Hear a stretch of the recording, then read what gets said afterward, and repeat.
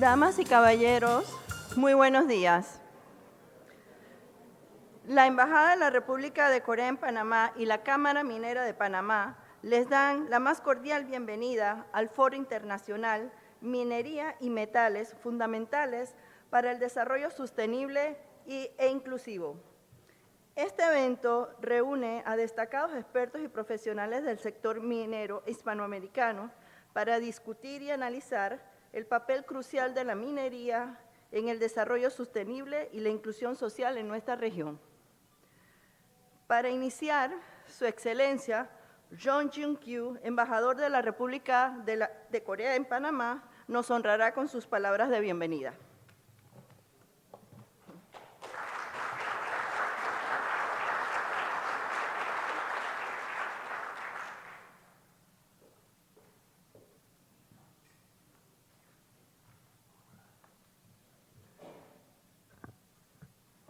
Buenos días.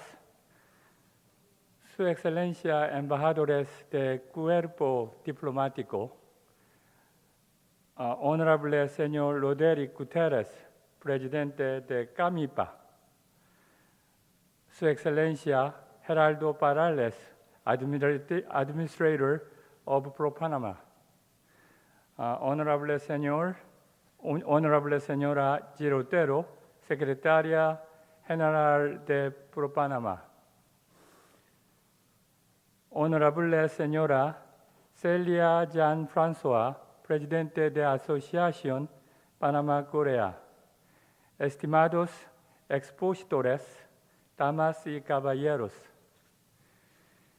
quisiera expresar mi agradecimiento a cada uno de ustedes por su presencia en este foro. La minería y materiales estratégicos para el desarrollo sostenible e inclusivo, organizado por la Embajada de Corea y la Cámara Minera de Panamá. Panamá tiene muchos recursos, especialmente su cobre. El cobre es un recurso relevante en la historia de la civilización humana, pero ha cobrado más importancia en los últimos tiempos. Hay innumerables campos que requieren cobre como semiconductores, baterías de automóviles y cables, etc. Con la creciente importancia de los minerales básicos en todo el mundo, es muy oportuno discutir formas de desarrollar y gestionar la supervivencia y la civilización humanas de manera equilibrada. En el evento de hoy contamos con funcionarios de varios países para intercambiar puntos de vista sobre el desarrollo sostenible de la minería en Panamá, la importancia del cobre como mineral estratégico, los casos en el extranjero de transformación de una mina a cielo abierto en el destino turístico y las formas de hacer de la minería una industria inclusiva. Por último, espero que esta ocasión contribuya a explorar mejores formas de abordar el cambio climático, un grave desafío que enfrenta la humanidad al tiempo que se logra una minería sostenible e inclusiva, que es un tema importante no solo para Panamá, sino también para todo el mundo. También espero que se fortalezca la confianza y la amistad de Corea y Panamá construido en la industria minera. Quisiera reiterar mi gratitud a los distinguidos invitados que están con nosotros hoy. Muchas gracias. 감사합니다.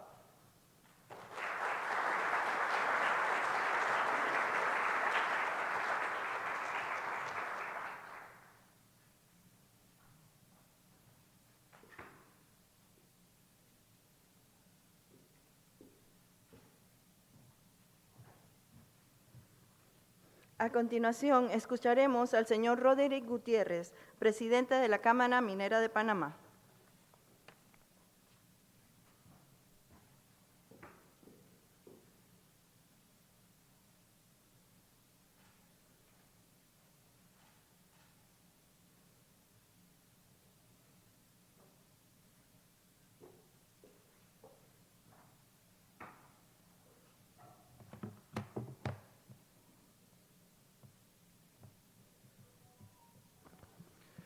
Sí, muy buenos días, tengan todos. Muchas gracias, antes que todo, por estar aquí hoy con nosotros.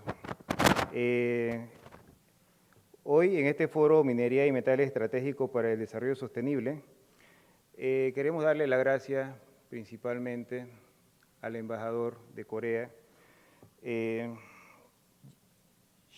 Seong Jin Kyu, espero haberlo mencionado bien, por todo el apoyo que hemos tenido por parte de la embajada para poder hacer realidad el foro el día de hoy. Queremos también darles el agradecimiento y la bienvenida a todo el cuerpo diplomático que nos acompaña el día de hoy para escuchar un poco acerca de la minería, no solamente en Panamá, sino a nivel internacional. Es un honor para nosotros estar aquí hoy con ustedes y en compañía de la Embajada de Corea, por supuesto, hablando nuevamente acerca de la minería. Es muy importante que nosotros todavía mantengamos esta comunicación, esta docencia, este canal abierto para poder hablar acerca de este sector que es tan importante para lo que es el desarrollo de nuestros países. Para nosotros es un placer poder contar también con expertos internacionales que hoy nos van a hablar acerca de su experiencia, de cómo se está llevando el tema a nivel internacional, cómo lo están haciendo en otros países y también para poder aprender más que todo de las buenas y también algunas no buenas experiencias que se han tenido.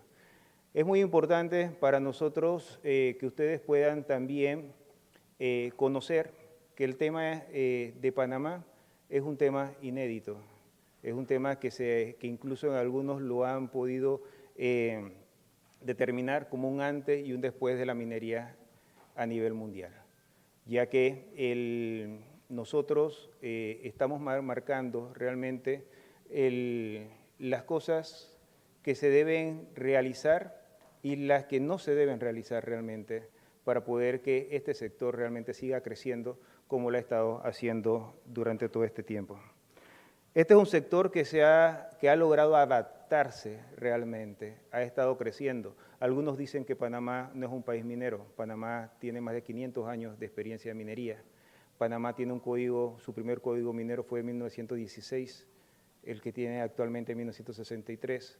Muchas experiencias con respecto a temas que se han ido abordando durante todo este tiempo.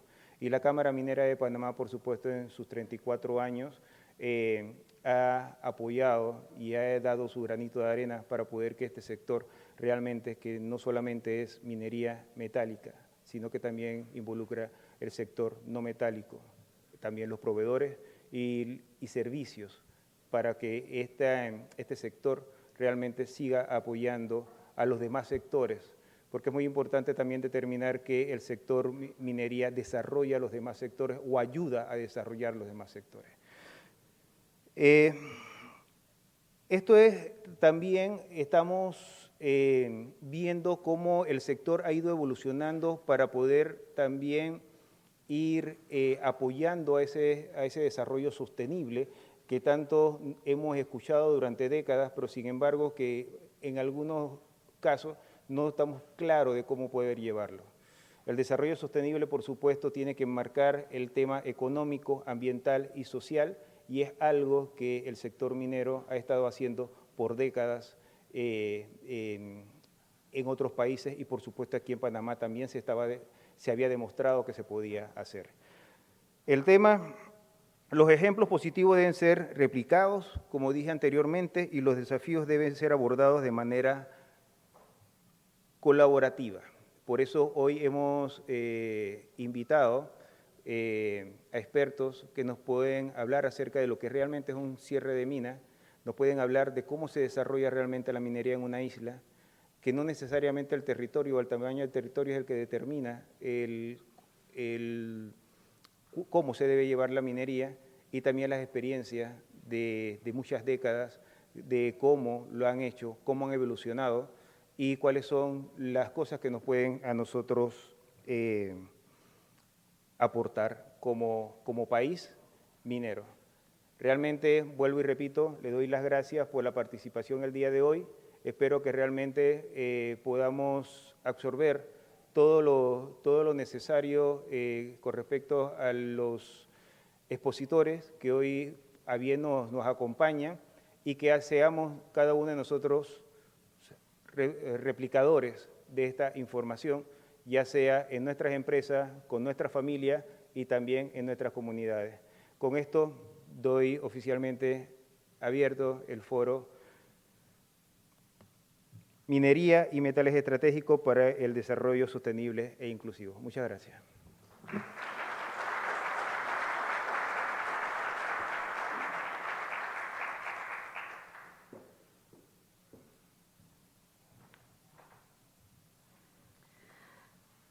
Vamos a dar inicio al primer bloque de conferencias. El ingeniero Sorel Morales, con título de Ingeniero en Minas y Metalurgia de la Universidad Nacional de Colombia, con una maestría en Geofísica y Geología de la Universidad de Auckland, New Zealand, con especialización en Sistemas de Información para Ciencias de Tierra y Sistemas de Información Geográficos, diplomado en Evaluación y Auditoría Ambiental, director de la empresa Mappingtech Geotechnologies, Inc., y director ejecutivo de la Cámara Minera de Panamá, presentará la conferencia Una mirada potencial minero de Panamá.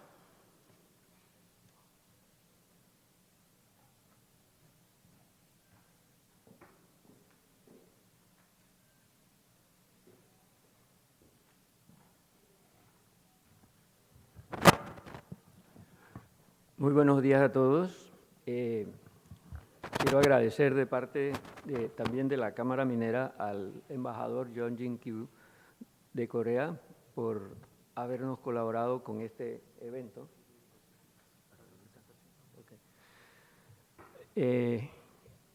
Y estamos muy contentos de estar aquí con ustedes, los miembros de la Cámara Minera y nosotros también de la parte de la Dirección Ejecutiva de la Cámara Minera.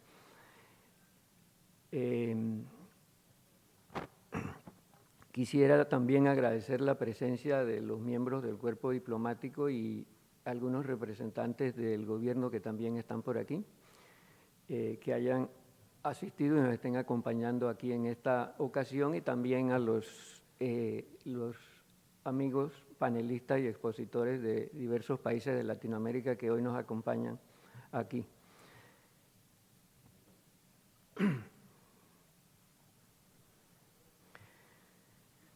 Vamos a hablar un poco sobre el potencial minero de Panamá y lo que representa este potencial a futuro o que representaría este potencial a futuro para el país. Panamá es conocido por ser un centro, un hub logístico, un centro de transporte internacional, por el Canal de Panamá y por la manera en que conecta al mundo, por esa posición geográfica privilegiada, pero también Panamá tiene otra particularidad y es la gran cantidad de yacimientos minerales que tenemos en nuestro país.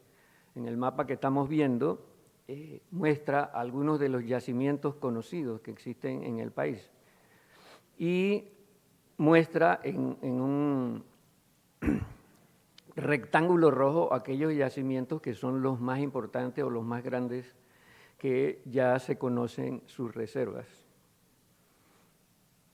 Esto se debe al hecho de que en Panamá chocan prácticamente cuatro placas geológicas. Es el encuentro de 4 placas geológicas lo que ha creado las condiciones geológicas especiales para que se dé este enriquecimiento de metales cercano a la superficie de la corteza terrestre en esta zona de donde se encuentra el país. Esto ha generado de que tenemos una gallina de los huevos de oro. Es decir, en este cuadro que estoy presentando aquí, tenemos las diversas depósitos conocidos de Panamá, incluido Cobre Panamá, y suman alrededor de 7 proyectos. Estos proyectos todos tienen ya evaluaciones de sus reservas minerales en oro y cobre, y estamos hablando de que tenemos una riqueza valorada a los precios de hoy, tanto del oro como del cobre, de más de 315.000 millones de dólares. Esto, tal como lo establece la Constitución Nacional, es un activo del país y además la misma Constitución establece que es de interés nacional y beneficio social. Es decir, evidentemente la ley de moratoria que prohíbe la minería en Panamá de manera indefinida viola evidentemente la Constitución Nacional.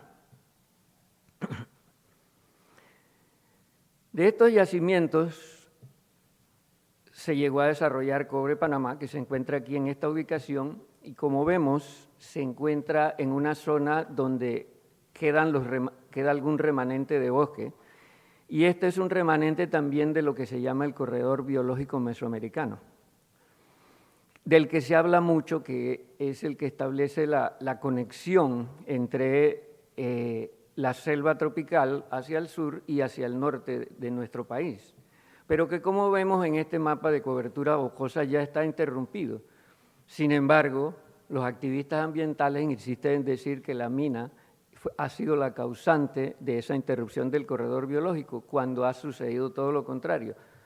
La presencia de la mina, paradójicamente, ha hecho que esa frontera de deforestación y esa frontera agrícola se detenga, porque es la primera vez que estas zonas protegidas donde se encuentra la mina son realmente protegidas, porque tal como sucede en casi todos nuestros países de Latinoamérica, los gobiernos no tienen dinero para establecer programas de conservación ambiental en las zonas protegidas y se convierten al final en zonas protegidas, pero de las actividades legales, es decir, se convierten en santuarios de la ilegalidad, como había sucedido o era la historia en esa misma zona antes de que se comenzara la construcción de la mina.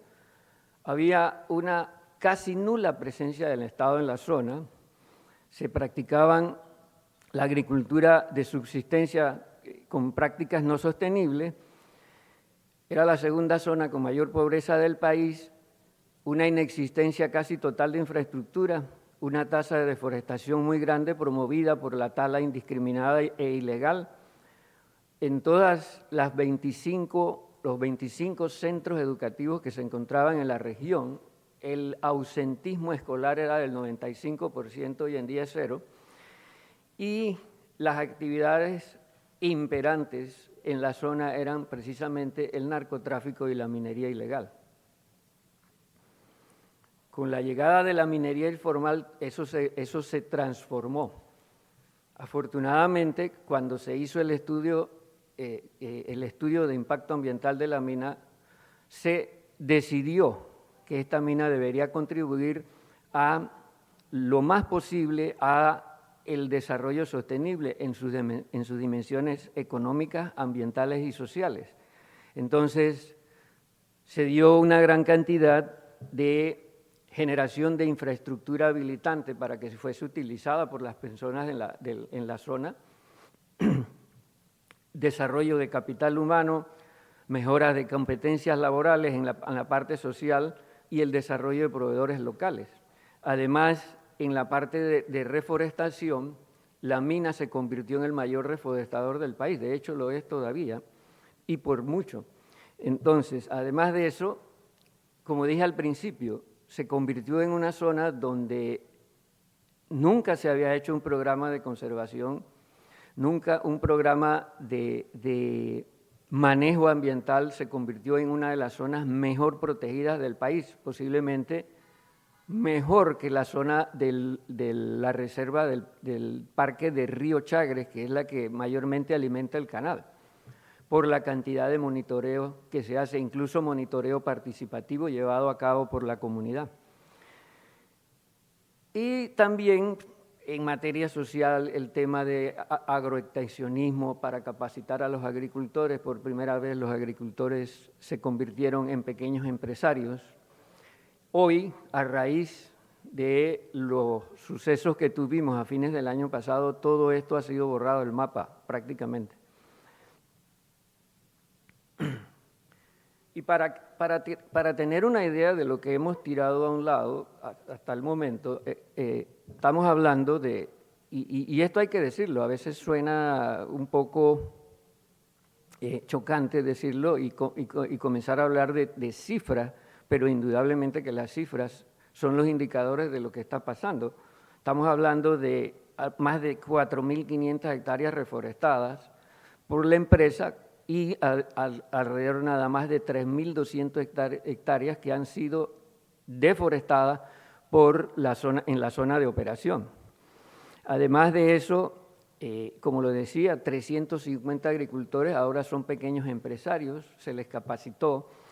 Esta mina producía prácticamente o contribuía al país con alrededor del 5% del Producto Interno Bruto, el 76% de las exportaciones del país. Y de los aproximadamente 2.800, cuando se produjo, creo que fue en el año 2023, o basado en la producción del año 2023 al año 2022, de los más o menos 2.800 millones de dólares que fueron las ventas totales de la empresa, en el país se quedó mucho más del 50% de eso, no solamente en la parte de contribución fiscal, sino que también en las compras locales. Es decir, este dinero era un dinero fresco de exportaciones que entraba al país a mover la economía.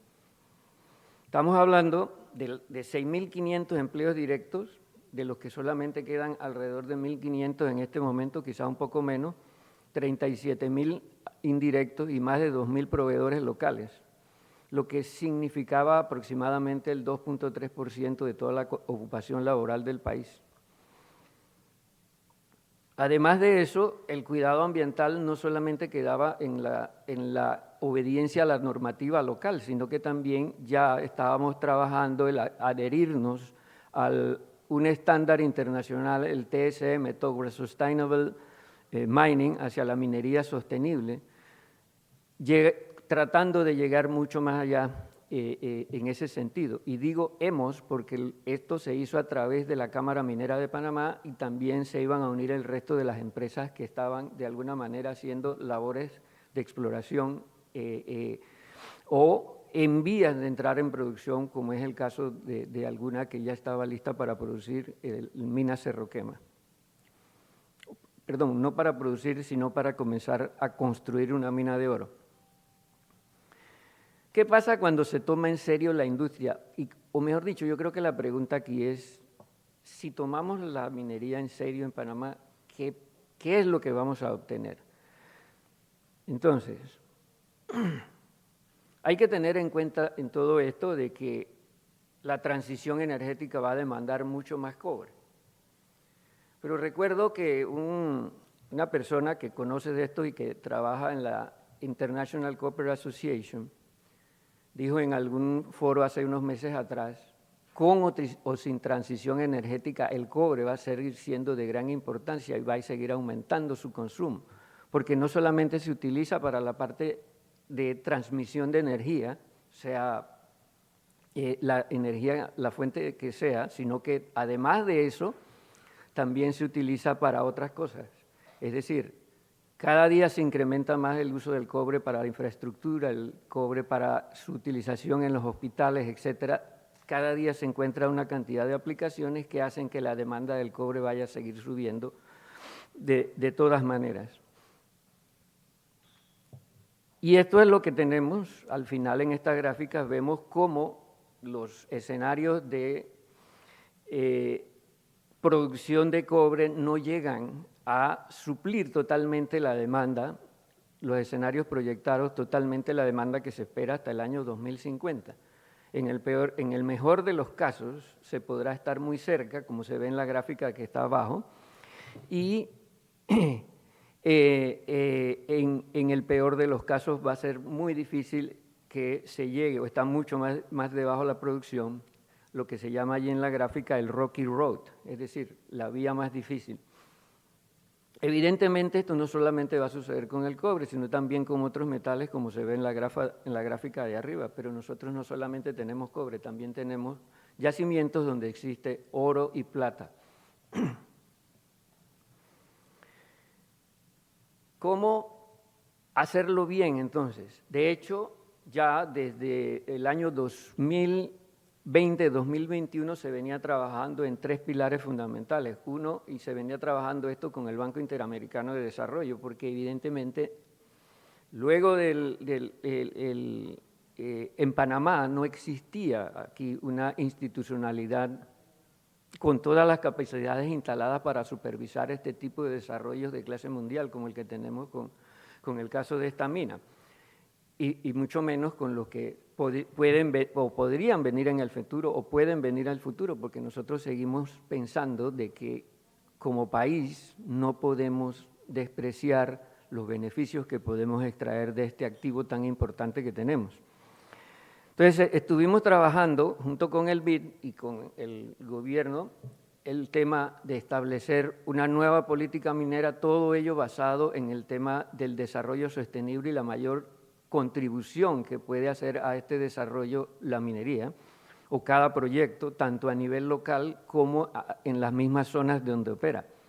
Unas reformas al Código Minero, donde incluso nosotros mismos en Panamá nos quedamos sorprendidos cuando los expertos del BID hicieron un análisis del código y dijeron, el código de ustedes es muy robusto.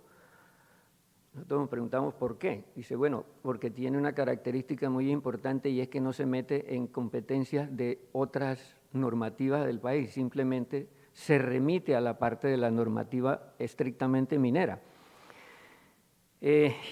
Estas reformas, evidentemente el código necesita sobre todo una actualización sobre todo en el sentido de la seguridad minera, en el sentido o en el aspecto de el manejo de relaves y también el de cierre de minas.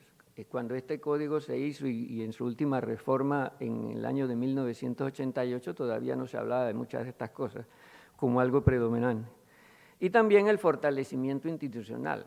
Hoy en día la entidad rectora de la minería es una dirección nacional de tercera, cuarta categoría dentro de un ministerio totalmente multisectorial como es el Ministerio de Comercio e Industria.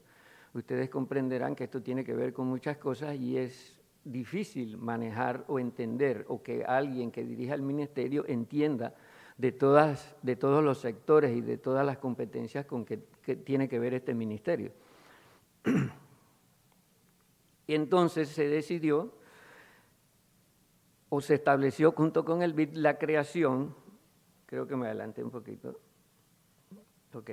la creación de una autoridad de minería autónoma como todas las demás autoridades y que tuviese las capacidades instaladas además de la jerarquía y así la capacidad de articulación y coordinación de esfuerzos, porque todos sabemos que con los proyectos mineros tiene que ver casi todas las instituciones del Estado, porque tiene relación con muchas cosas que nos podamos imaginar, desde salud hasta autoridad marítima, etcétera. Todo lo que tenga que ver con el Estado, de alguna u otra forma, tiene que en algún momento ver con la mina o con los proyectos mineros. Y una de las cosas que siempre hemos planteado en la Cámara Minera, que el compromiso de la sostenibilidad es muy importante, el compromiso con la sostenibilidad, pero sobre todo aquí se ha hablado mucho del tema de que la minería y el turismo son incompatibles y que tenemos que tomar una decisión, o una cosa o la otra. Nosotros pensamos que es todo lo contrario. Simplemente el turismo y la minería son dos sectores que tienen un gran potencial y uno puede ayudar al otro. Para desarrollar el turismo se necesita infraestructura. Nosotros no la tenemos, por eso no hemos podido desarrollar el turismo. La mina o la minería y los proyectos o los depósitos minerales conocidos precisamente están cercanos a zonas turísticas, como el caso de Cobre Panamá, que está muy cercano a la costa atlántica y en una zona que sería estratégica para desarrollar esa parte de la costa en materia turística. Entonces, la cuestión, no podemos destruir para construir, tenemos que aprovechar lo que tenemos para potenciar lo demás. En este caso, la minería, como yo creo que vamos a ver ahora el caso de República Dominicana, cómo lo han hecho ellos, es una experiencia que tenemos que mirar muy cuidadosamente. Tenemos que pensar que la visión de futuro en este caso tiene que ser una visión compartida, de manera de que la minería no solamente impulse otros sectores, pero también puede impulsar el turismo y realizar el sueño de muchas personas aquí, de que lleguemos a competir con República Dominicana. Hoy aquí a Panamá entran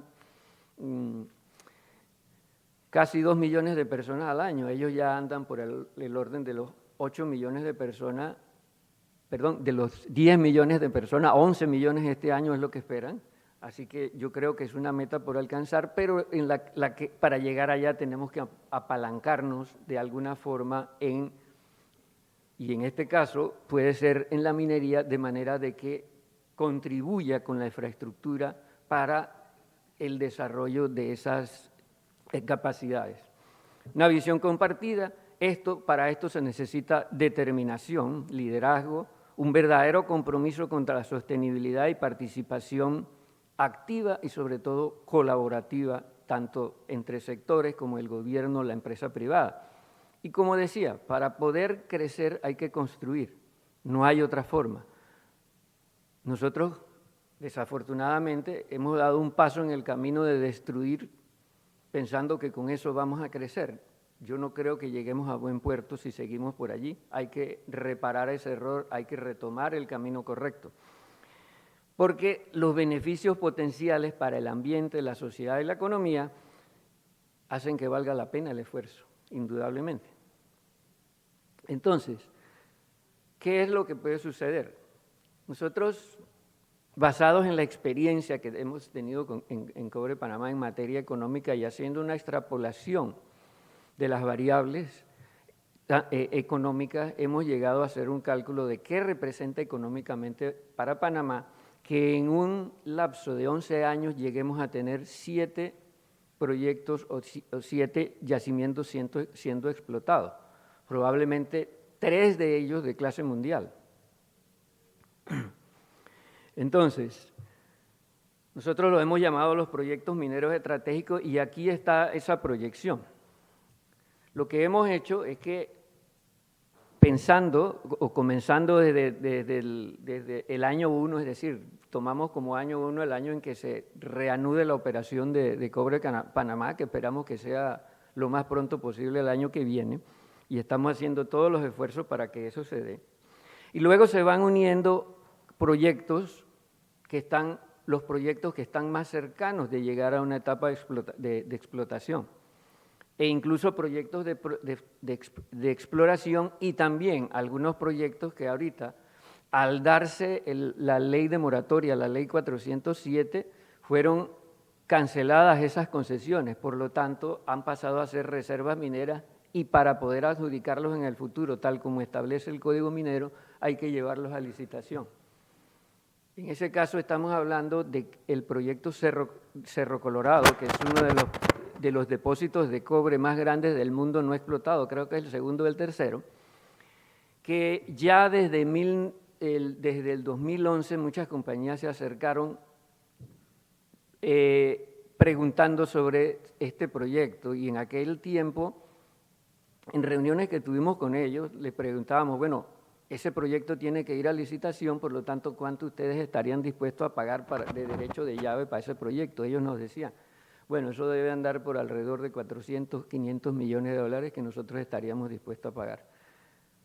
Hoy en día, desde el 2011 acá, las condiciones han variado. Sacar a licitación ese proyecto nos llevaría a eso. Él estaría en la parte de aquí de este cuadro que dice mediano plazo, donde hay una combinación de entrar en explotación varios proyectos y sacar a licitación otros. Entonces, estamos hablando que a mediano plazo, y lo tenemos acá en las columnas estas de la derecha, el gobierno estaría recaudando alrededor de 1.300 millones de dólares anuales. Y el total de ingresos, sumándole los gastos locales que harían estas empresas mineras,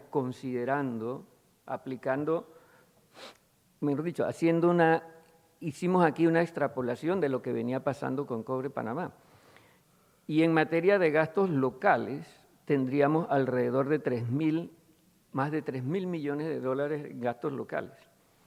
Ya al año 8 y al año 11, todo esto aumenta, ya teniendo 6 proyectos y en el año 11 7 proyectos operando. Estamos hablando de un total de ingresos fiscales en el año 11 de 1.324 millones y un total de ingresos al país de cerca de 4.800 millones de dólares. Yo creo que eso resolvería y ayudaría mucho nuestra economía a futuro y daría comenzar a trabajar en esto daría una enorme confianza a los mercados y a las instituciones financieras e incluso a las clasificadoras de riesgo con las que no andamos muy bien parados últimamente.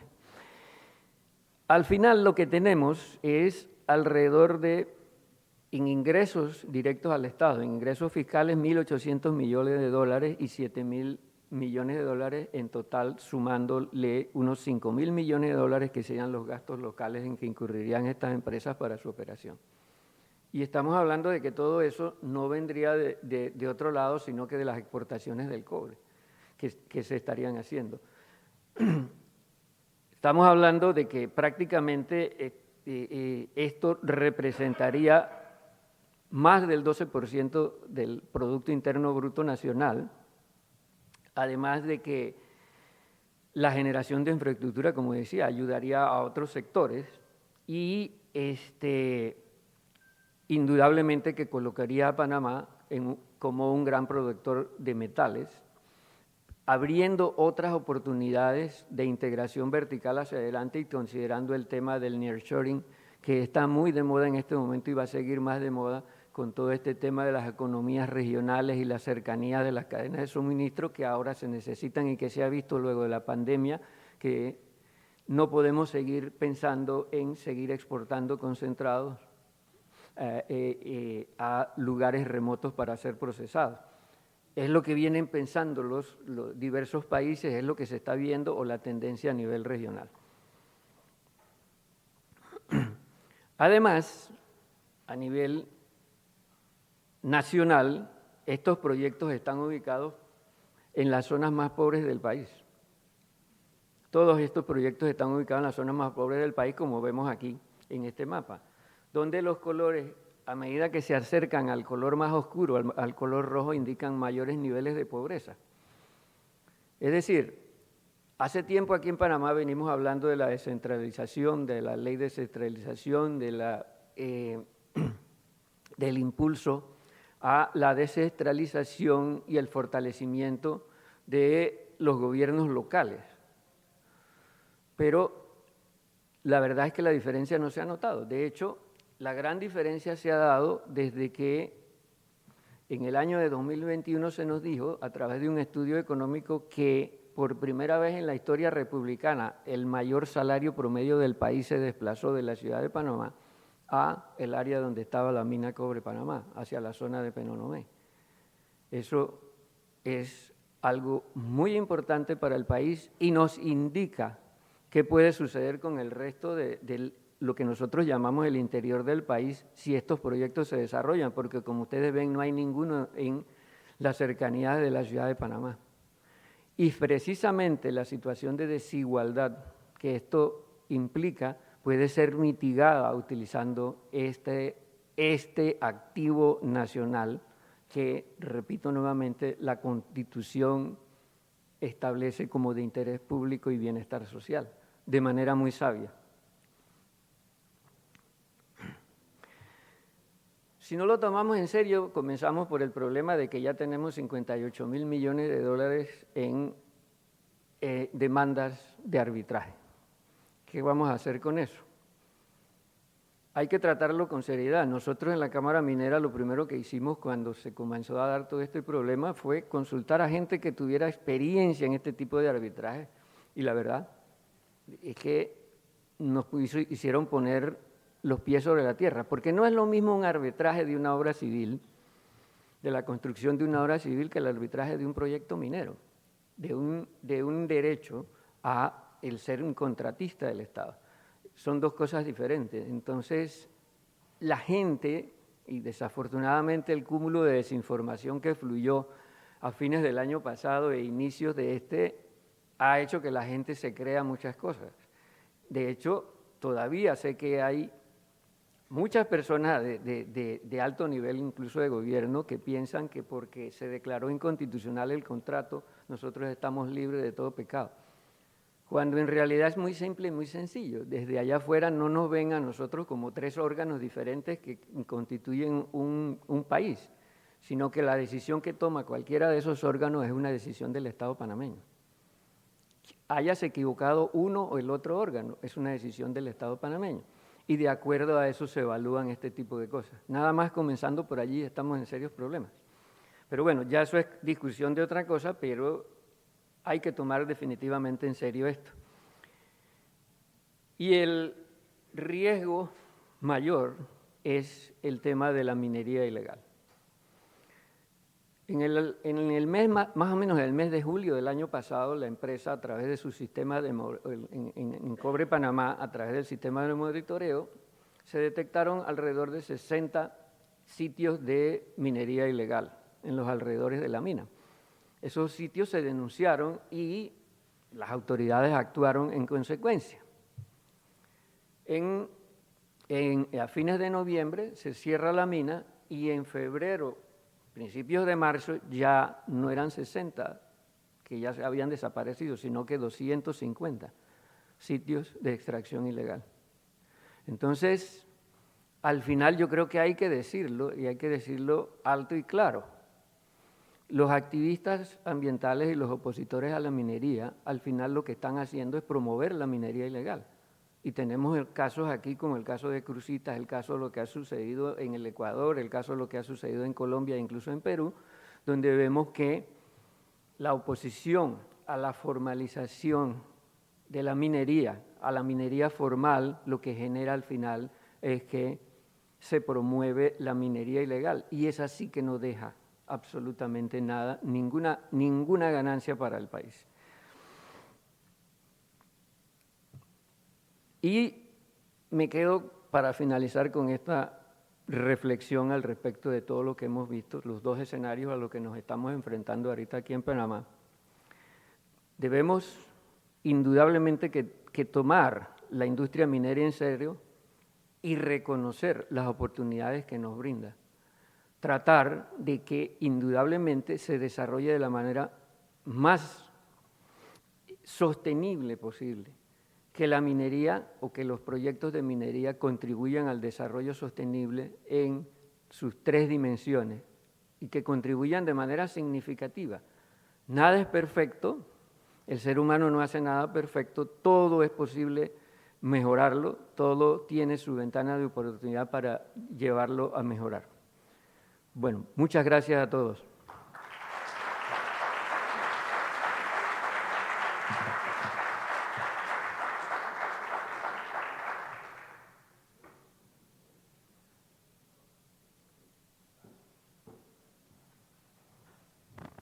Muchísimas gracias, ingeniero Morales.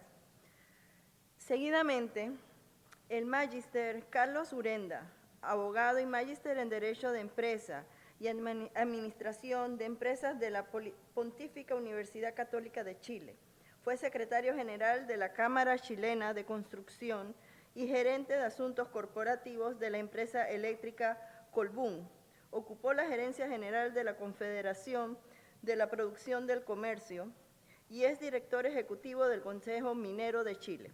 Nos hablará de la creciente importancia del cobre como metal estratégico en la economía mundial. Bienvenidos.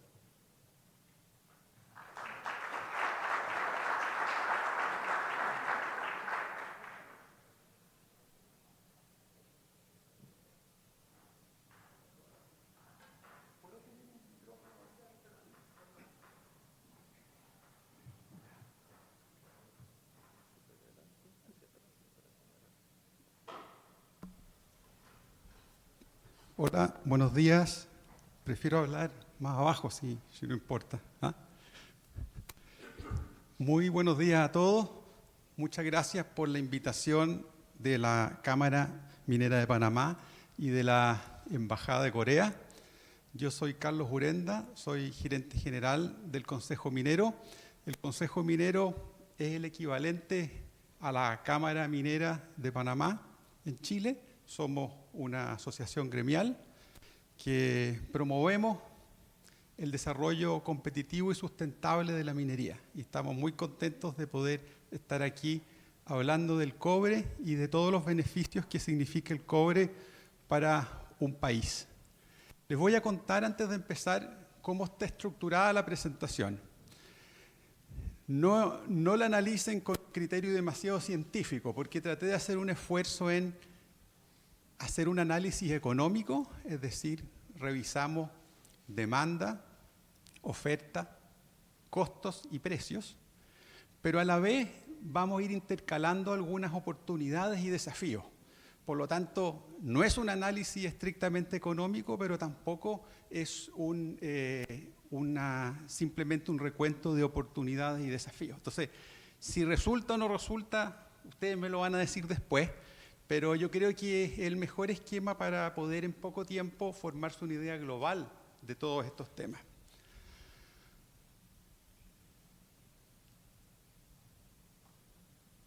Vamos a partir con la demanda.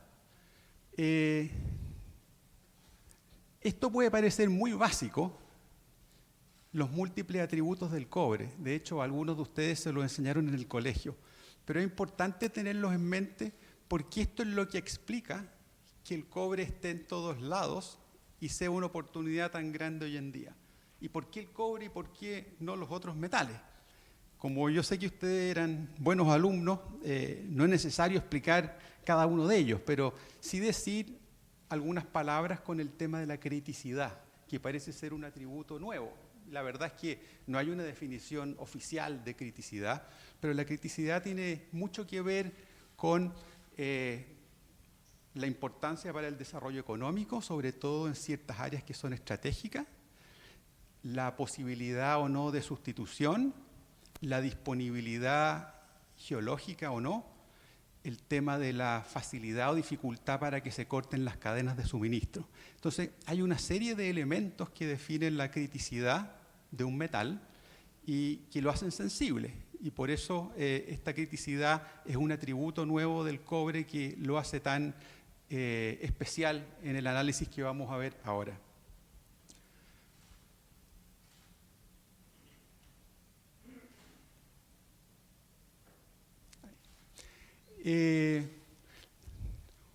Ustedes tienen en la mente seguramente los usos tradicionales del cobre.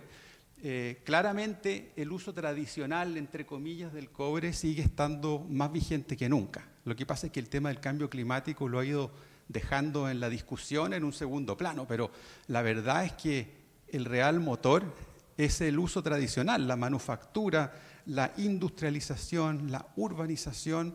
Todo eso sigue explicando claramente la parte más significativa de la demanda. Pero hoy en día, justamente con la lucha contra el cambio climático y por las características que tiene el cobre, hay una demanda muy significativa de cobre para lo que podemos llamar transición energética. Y ahí la transición energética, ustedes saben que es sumamente compleja, hay muchos elementos involucrados, pero el cobre en específico juega un rol especialmente importante en dos cosas, en la electromovilidad y en las energías renovables. Aquí vamos a dar algunas cifras que son sumamente discutibles. Algunos dicen que esta demanda de transición energética representa el 15%, otros el 20%, otros el 25%, pero no importa, las cifras son altas y eso es lo que quiero que tengan en mente. Por otra parte, hay otros consumos masivos que a lo mejor no los estamos mirando tanto. Acuérdense lo que pasó durante el COVID con las propiedades antimicrobianas, que no las vimos en el primer bullet, sino que lo dejamos para ver acá.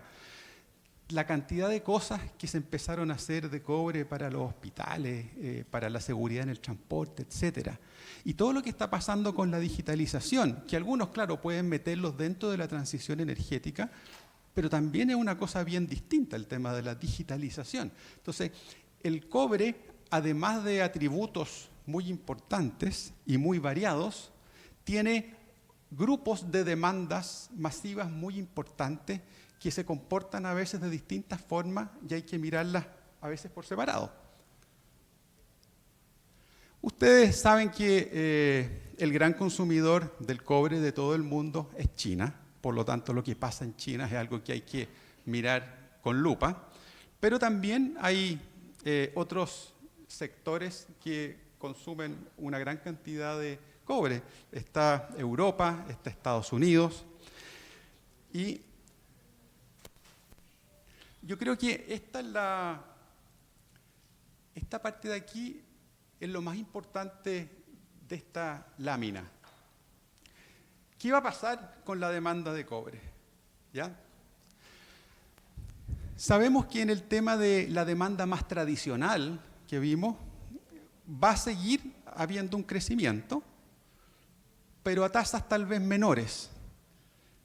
Pero como la base es tan amplia, esas tasas menores son muy significativas. Con la demanda para transición energética, aquí entramos nuevamente al tema de que hay muchísimas proyecciones distintas. Conclusión, sabemos que es mucha. No sabemos exactamente cuánta, pero es mucha. Hay algunos que llegan a decir que podría quintuplicarse en 10 años.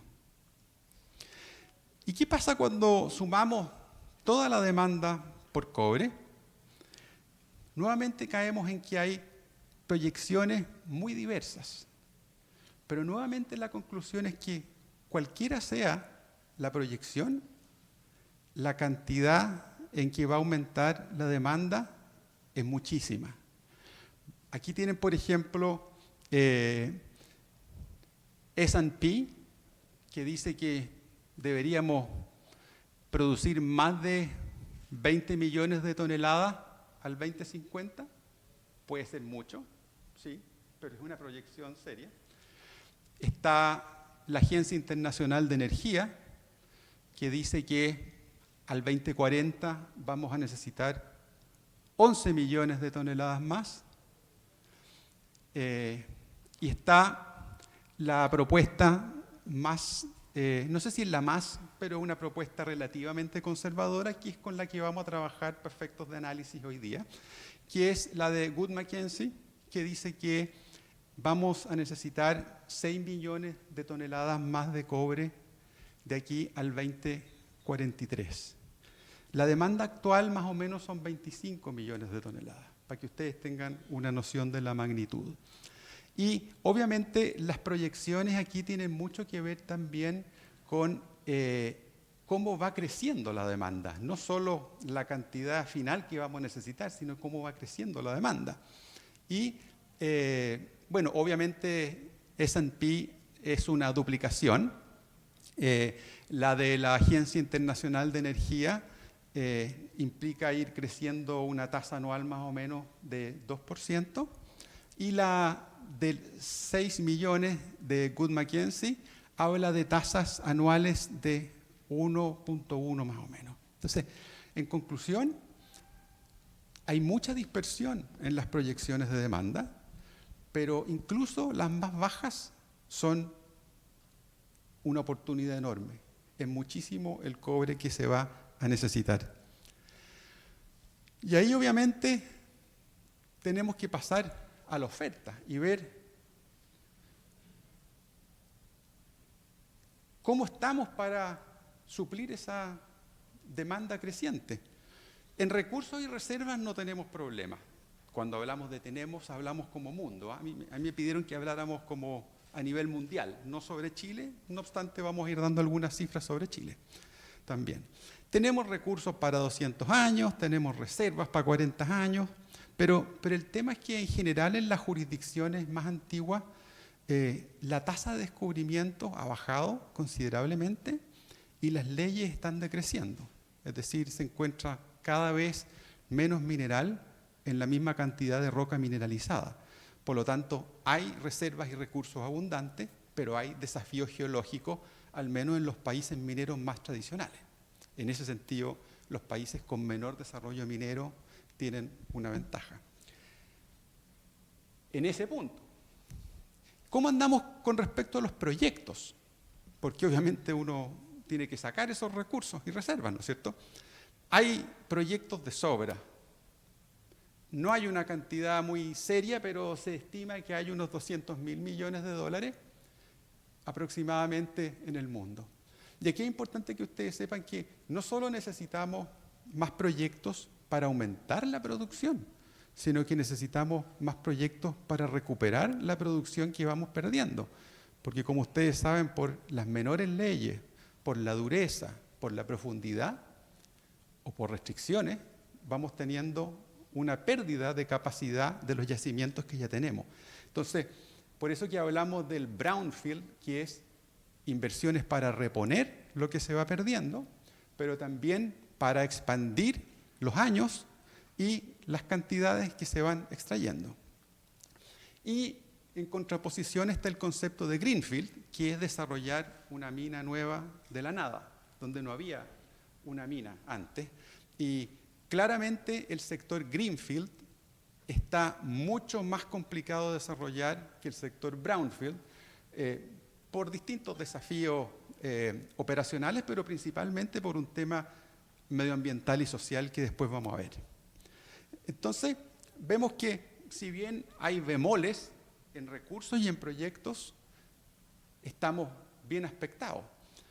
¿Y cuál es, a mi juicio, y por la experiencia chilena sin duda, el principal problema que están enfrentando los proyectos en todo el mundo para concretarse?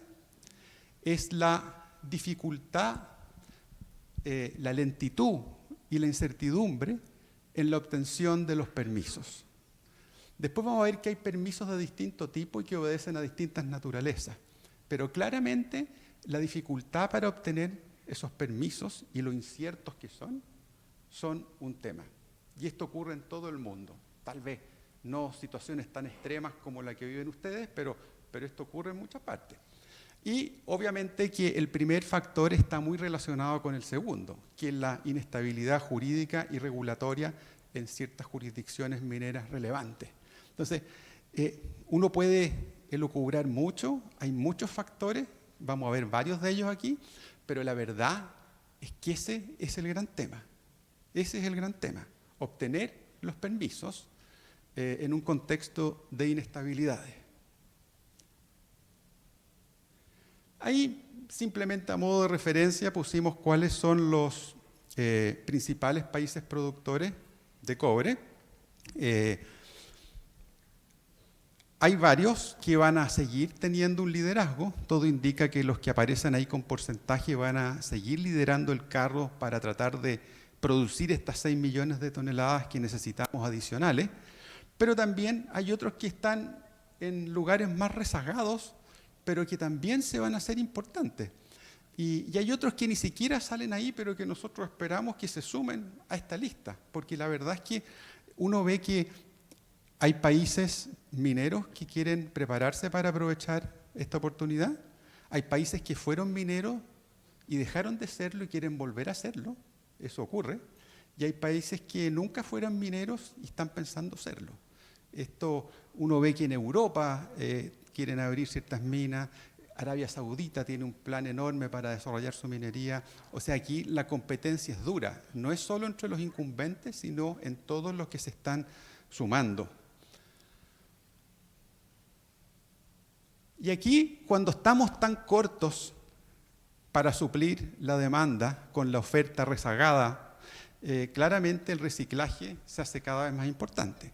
Se estima que alrededor de un 30% del cobre utilizado en un año proviene de material reciclado y ya estamos viendo que ciertas empresas mineras se están metiendo en el negocio y también que las empresas que están en este negocio del reciclaje están adquiriendo una preponderancia muy importante. Al final, el tema del precio marca mucho aquí lo que sucede. Entonces, es un competidor que va a ser más fiero que antes en este sentido. Entonces, veamos, para cerrar la oferta, yo sé que el tema de los costos es parte de la oferta también, pero lo hemos visto por un tema más pedagógico aparte. Y queremos, antes de mostrarles, reflejarles el tema de los costos, queremos tratar de contestar la pregunta que todos están haciendo, que tampoco es muy ingeniosa, ¿no es cierto? Porque es la pregunta que tenemos todos. ¿Será capaz la oferta de suplir esa demanda creciente? Y aquí, como en todo, la respuesta es incierta, desgraciadamente. ¿Por qué? Este gráfico es clave y yo creo que es una de las cosas más importantes que ustedes deberían llevarse. Me imagino yo que va a quedar disponible la presentación. Ustedes ven ahí que tenemos una curva de demanda que va más o menos así, ¿ya? Incluso nótese que la pendiente incluso disminuye. La pendiente de crecimiento incluso disminuye a futuro respecto de lo que veníamos creciendo. Pero aún así el desafío es enorme. Y obviamente aquí es imposible contestar la pregunta porque aquí ustedes tienen la capacidad de base, que son las operaciones que están produciendo o que ya están construyéndose prácticamente. Pero claramente aquí, en la época en que estamos, para seguir supliendo la demanda, vamos a necesitar que entren nuevos proyectos para suplir la baja de la producción que ya está en base. Y para eso necesitamos de partida que se desarrollen los proyectos probables, que son aquellos que tienen mayores probabilidades de concretarse y que generalmente están en estados más avanzados de su ingeniería, etc. Pero también, donde está aquí la clave de este gráfico, es en este otro grupo de proyectos que son posibles y que son menos probables de que se realicen y que están en etapas más preliminares. Entonces, si uno solamente con este gráfico tuviera que contestar la pregunta de si vamos a ser capaz como oferta de suplir esa demanda, la verdad es que no se puede. Tenemos que ver qué va a pasar. La demanda, ojo que aquí la demanda que tomamos es la demanda relativamente conservadora de Wood Mackenzie, que hablaba de que íbamos a necesitar solo 6 millones de toneladas más, no las ambiciosas, que son mucho más. Entonces, si no desarrollamos al menos, de partida todos los probables y una parte importante de los proyectos posibles, al 2043, cuando necesitemos 6 millones de toneladas más, no vamos a llegar, ¿ya? Entonces, esa es la gran pregunta que tenemos que resolver o tratar de resolver, porque no creo que logremos resolverlo aquí. Y no es tan simple, yo sé que no parece nada simple lo que hemos dicho hasta el momento, pero no es tan simple la oferta y demanda sola, pura, que hemos analizado. Hay un tema de costos que son importantes y que ayudan a contestar la pregunta anterior. Cuando uno ve los costos, para que ustedes tengan una idea, el costo total de producir una libra de cobre está en torno a un poco más de $2. No nos compliquemos es muy sensible este tema, pero más o menos para tener una idea de un número redondo. Y estamos enfrentando presiones de costos, sin duda. Una parte de ellas son los factores geológicos que decíamos. Por ejemplo, el tema de la ley decreciente obviamente hace que tengamos que invertir mucho más recursos para obtener la misma cantidad de cobre. Y eso es un factor que todas las jurisdicciones que llevan tiempo ya van sufriendo cada vez más duramente, ¿no es cierto? Cada vez es más decreciente la ley en Chile. En Chile, por ejemplo, es 0,58, o sea, 0,58, menos de un 1% de lo que viene en la roca es cobre.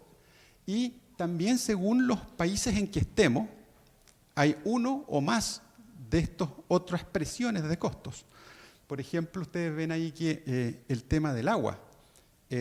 Siempre se dice, oye, mira, Panamá tiene una flora y una fauna muy distinta a la chilena, por lo menos donde desarrollamos minería.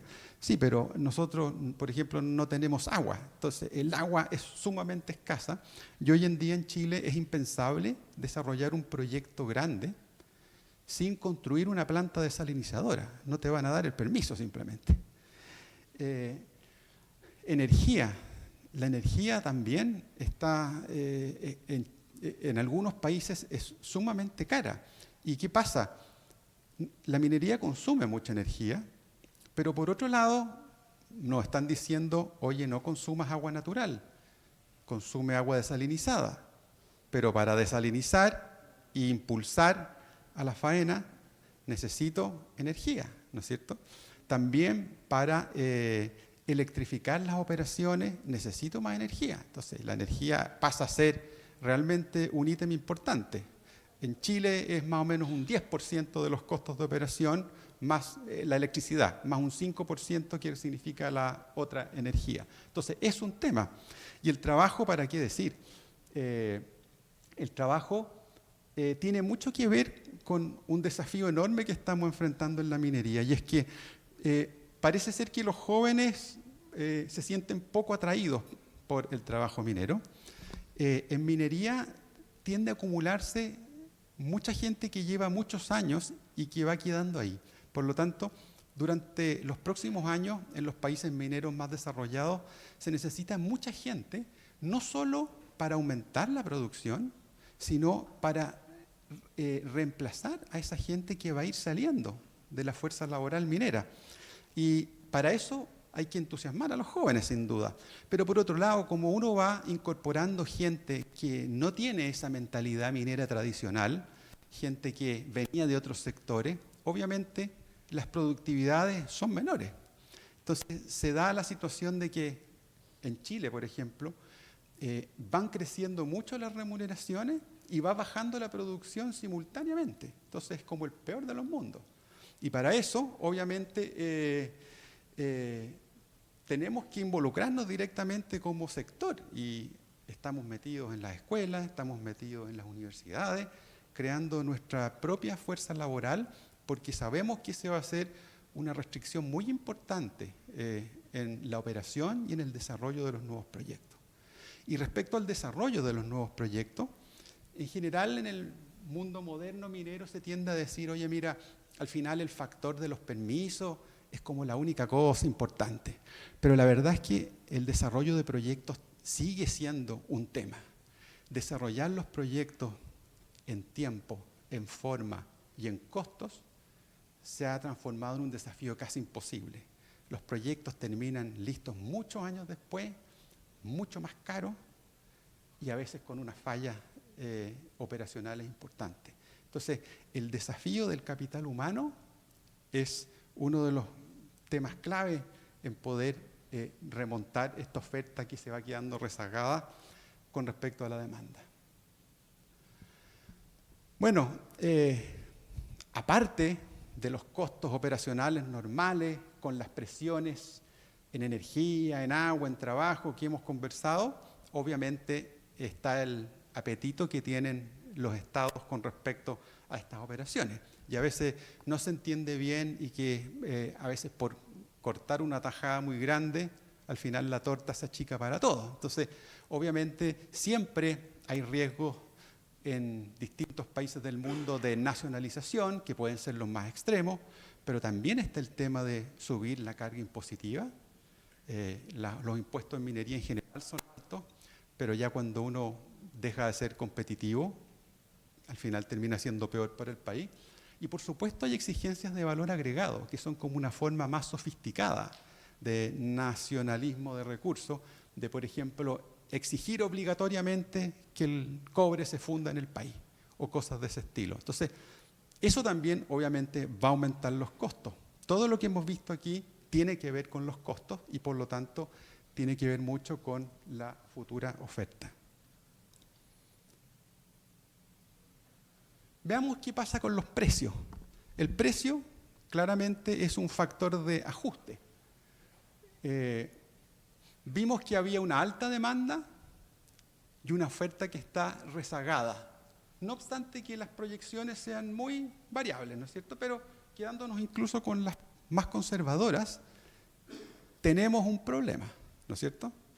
Un problema que es una oportunidad muy grande para los países que podemos, como ustedes, producir cobre. Y aquí vemos que, reiterando la pregunta, hay dos formas de responderla, una correcta y otra incorrecta. Voy a partir por la incorrecta, porque al final puede que cuando lleguemos a 2043 nos digan, oye, pero mira, si al final se clareó la oferta y la demanda, y lo que se produjo fue lo que se demandó a un precio X. Claro, pero ese es el análisis ex post. Lo que nosotros necesitamos saber es si el 2043 vamos a realmente producir todo el cobre que necesitábamos a esa fecha, independiente del tema del precio, porque el precio siempre se va a ir ajustando y al final va a haber siempre un superávit, un déficit pequeño, pero la idea es que nosotros logremos producir esos 6 millones de toneladas al menos al año 2043. Y obviamente, como dijimos, la variable de ajuste es el precio. En el último tiempo, hasta mayo de este año, tuvimos precios muy altos. Había un factor importante de especulación, pero no quiero que nos quedemos con los análisis de corto plazo, porque estamos viendo el mercado a futuro.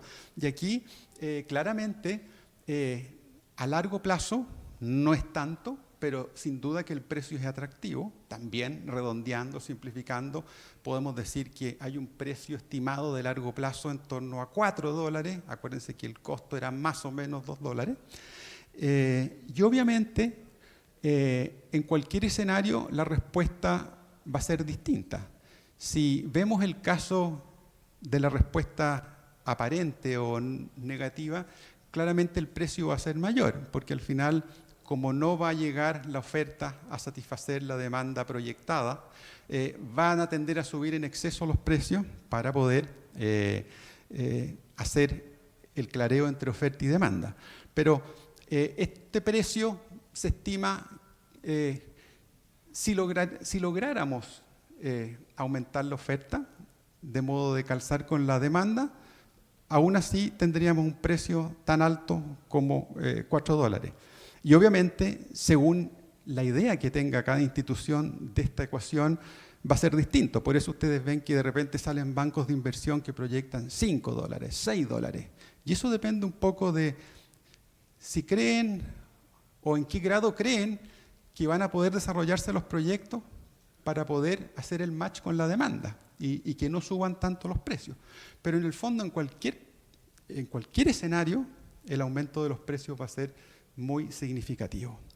Y aquí quiero decir 2 palabras con respecto a la sustitución. Siempre se habla de la sustitución como un fantasma de on-off absoluto. Aquí la sustitución opera todos los días, varía un poquito el precio y se ocupa más aluminio y menos cobre, al revés. Entonces, eso está pasando a cada rato y cuando los precios se tienden a disparar mucho, obviamente estos elementos son mucho más sensibles. Y la influencia de los factores geopolíticos. Obviamente, todo este sistema de oferta, demanda, costos, precios, es muy sensible al factor geopolítico. Nosotros en Chile lo estamos viviendo, estamos recibiendo visitas de distintos países del mundo, países que antes no venían, y están todos preocupados de cómo participar de alguna forma. Ellos quieren o producir, o quieren asegurarse una cuota del mercado, o procesar. Todos están armándose, todo el mundo está armándose para de alguna forma aprovechar este boom minero a raíz del combate contra el cambio climático. No vamos a tener tiempo, desgraciadamente, para ahondar en el tema geopolítico, pero sin duda que es un factor que cambia completamente el esquema del juego y un subsidio puede hacer un cambio significativo, una penalización te puede dejar fuera del mercado. Entonces, elegir las alianzas correctas es más importante hoy que en el pasado. Aquí quería mostrarles que están resumidas, o sea, están los 4 cuadrantes que acabamos de ver, están ahí ordenados para una mayor facilidad por si ustedes quieren llevarse alguna hoja impresa para que no les ocupe espacio, pueden imprimir esa. Y se me acabó el tiempo, pero ¿puedo usar 3 minutos más o no? ¿Sí? Porque lo que pasa es que hay una lámina que tal vez es de las más importantes, que es la última lámina, que tiene que ver con la sostenibilidad y que es un factor que es un contexto de todo el análisis económico que hemos hecho. Los países mineros, y dentro de ellos considero a Panamá, tienen una oportunidad enorme de sacar ventaja para su gente de esta enorme oportunidad que presenta el mercado de los minerales por el crecimiento que tiene el sector tradicional, pero también transición energética y otras demandas. Podemos aumentar mucho la producción, pero tenemos que al menos mantener los niveles de sostenibilidad y ojalá mejorarlo. Entonces, ese al final termina siendo el desafío y ustedes ven que no se puede hacer solamente un análisis económico, sino que la variable de sostenibilidad es muy relevante. Y en ese sentido, eso explica en parte el principal obstáculo que habíamos identificado, que es la lentitud y la incertidumbre en los permisos o proyectos. Aquí hay causas que yo llamo endógenas, que son las tradicionales. Siempre Panamá y Chile, yo me imagino que han tenido permisos lentos, burocráticos, repetitivos. Eso no es ninguna novedad. En Chile, por lo menos, es así. Hay recursos insuficientes, está mal diseñado, te piden 2 veces el papel, no hay conexión entre los servicios. Esa es una cuestión que con voluntad política se puede solucionar más o menos fácil, ¿ya? Y ahí se puede avanzar rápido. Pero tampoco hay que engañarse. El otro elemento que justifica esta lentitud y incertidumbre de los permisos es un factor que podemos llamar de causas exógenas, que tiene que ver con factores ambientales y sociales, factores que antes no estaban. La gente está más exigente, está más empoderada, los legisladores, los fiscalizadores, los que aprueban los proyectos reciben todo este mensaje y se hace más difícil obtener los permisos. Y no nos engañemos, eso va a ser así, va a seguir siendo difícil. El tema es que cómo hacerlo razonable, ¿ya? Va a tomar más tiempo, va a ser más incierto, pero hay que establecerse ciertos parámetros. Si nosotros partimos de la base de que cualquier acción que afecta al medio ambiente es un impacto negativo, obviamente es una versión muy extrema. Si pensamos que de las 3 pilares del desarrollo sostenible, el crecimiento es un pariente pobre, obviamente también estamos en un problema. Entonces, aún al ser un símbolo de desarrollo, estas causas exógenas, es un tema que tenemos que racionalizar y darle mucha importancia, pero mantenerlo dentro de parámetros razonables. Se puede hacer minería de buena forma, se puede hacer minería respetando el medio ambiente y desarrollando a la sociedad. ¿Cómo se parte con esto? Yo creo que lo primero es lograr la aceptación de las comunidades. Y para esto no hay receta fácil. Se puede informar, se puede comunicar, sin duda, pero aquí la clave es mejorar el desarrollo ambiental. Sin duda que si con criterios del presente analizamos el pasado en la minería, seguramente la respuesta no es satisfactoria. Pero hoy en día ha cambiado mucho. El desempeño, si bien la minería es grande, tiene impacto, los cuidados medioambientales permiten que se pueda realizar una minería con protección del medio ambiente. Entonces, necesitamos mejorar nuestro desempeño y también necesitamos que haya más inmediatez, que la gente de las comunidades le llegue más directamente el efecto positivo de la minería. El empleo, ¿no es cierto? Los proveedores, todo eso, tienen que verlo más directamente. Y asimismo, también es importante que no solo las comunidades que están alrededor de la minería, sino la sociedad en general, sepa más y aprecie más y viva y sienta más el enorme aporte que hace la minería al país. En Chile, por ejemplo, el 15% del PIB es explicado por la minería, más del 50% de las exportaciones, cerca del 20% de la inversión, el 10% del empleo. Entonces, las cifras macroeconómicas en un país como Chile, créanme que son importantes. Pero no hay que quedarse solo en las cifras macroeconómicas. El encadenamiento productivo se estima, por poner un ejemplo, en Chile, que es de 0,8. Por lo tanto, cualquier variable de PIB hay que multiplicarla por 1,8 y entonces todo se amplifica por el tema de proveedores, de trabajo, etc. Y el encadenamiento productivo, el desarrollo tecnológico, entonces hay que mirar cómo cambian las ciudades, cómo cambian los pueblos cuando llega la minería. En Chile eso es manifiesto, notorio. Entonces hay muchos factores que hay que trabajar y hay que difundir para que se entienda mejor el aporte que hace la minería a los países. Y por último, además de cambiar la vida de las comunidades, cambiar la vida de los nacionales, la grandiosa oportunidad que tenemos los países mineros en este momento es, desde naciones pequeñas, poder contribuir con lo que nosotros hacemos a solucionar un problema ni de nuestras comunidades ni de nuestros nacionales, sino que del mundo.